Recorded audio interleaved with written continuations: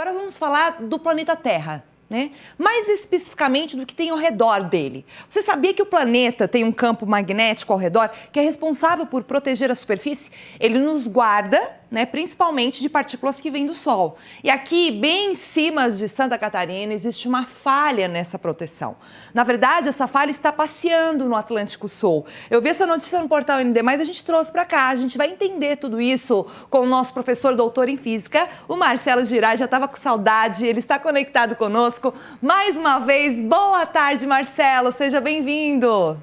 Oi, Gi, boa tarde. Um prazer falar com vocês novamente sobre esses assuntos que mexem com a nossa curiosidade, né? Exatamente. Marcelo, agora o que é essa falha do campo magnético aqui em Santa Catarina? É isso, Gi. Na verdade, a gente chama o nome técnico dela, o nome por extenso é chamado AMAS, Anomalia Magnética do Atlântico Sul. Então, na realidade, o que significa é que em torno do planeta Terra a gente tem um campo magnético como se fosse um imãzinho, só que a Terra é um imã gigantesco.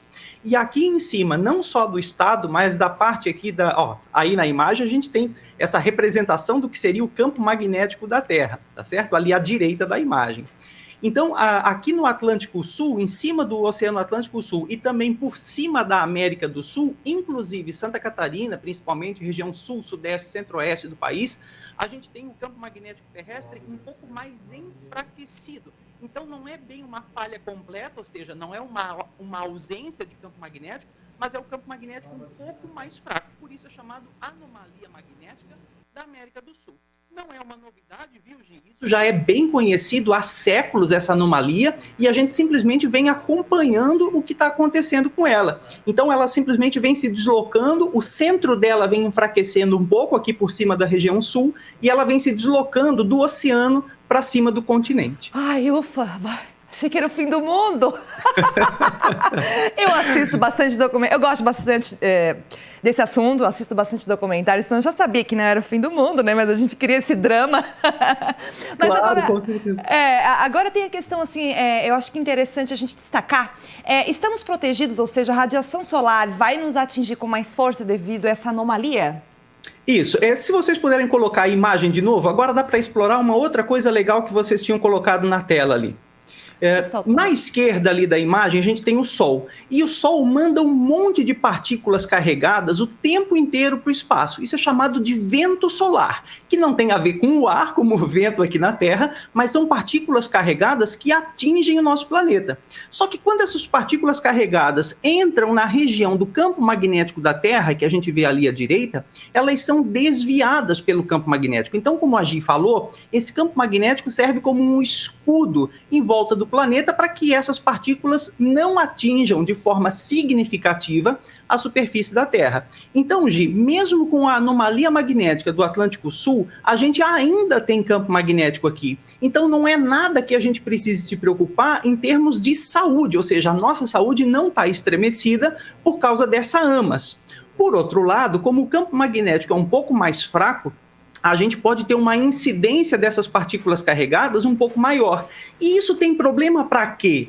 Isso tem problema principalmente para os satélites que estão lá na órbita da Terra. Então, quando eles passam por essa região de enfraquecimento do campo, muitos deles, inclusive, são desligados, entram em modo de stand-by para evitar que eles sejam danificados. E o outro ponto que é importante a gente manter sempre a atenção na anomalia magnética e acompanhar o valor do campo magnético da Terra é porque os sistemas elétricos de geração e distribuição de energia elétrica aqui na superfície, eles podem sofrer danos com um aumento dessa incidência de radiação. Então a gente tem que ficar sempre atento para eventualmente desligar propositalmente o sistema elétrico ou promover e implementar ações de segurança no nosso sistema elétrico. Então, assim, se meu celular não pegar em algum lugar, eu vou dizer, gente, é devido à falha, a AMAS, a anomalia magnética em cima de Santa Catarina, está com problema no satélite.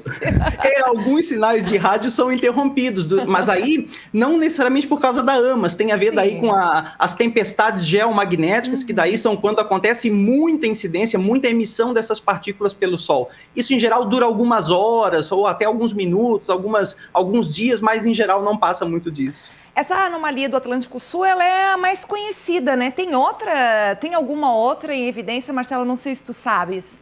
Não, a gente tem a anomalia magnética do Atlântico Sul, que ela não é bem localizada, que era o que eu estava conversando ali no começo, Tá. né? Então ela pega uma região bem extensa, desde o Oceano Atlântico até bem o miolo aqui da América do Sul. Então essa é uma região global que forma a anomalia magnética do Atlântico Sul. É a região de campo magnético mais fraco.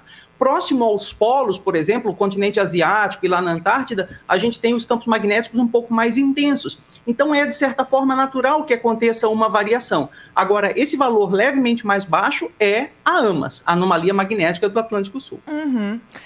Dentro do que vocês estudam, que vocês assistem, das novidades da ciência, né, Marcelo? Eu sei que você é uma pessoa muito ligada com relação a esse assunto, né? A questão da importância do campo magnético, existe uma tendência para essa anomalia aumentar quase em todo o planeta? O que os estudos, o que a literatura aponta?